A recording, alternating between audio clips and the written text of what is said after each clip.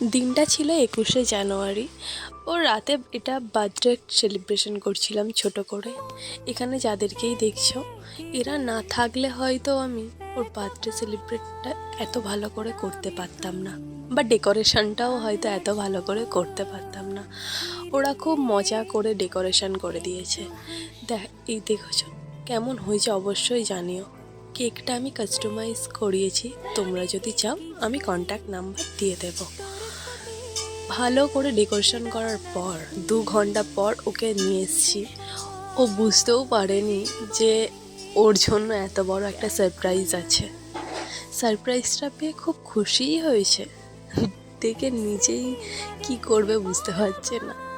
তো ও সব বন্ধুরা ছিল। তারপর লাস্টে আমরা কেক কাটিং করে নিলাম। তারপর খাওয়া দাওয়া করে বাড়ি চলে এসেছিলাম। এখানে যারা আছে সবাইকে অনেক অনেক ধন্যবাদ এতটা আমাকে হেল্প করার জন্য।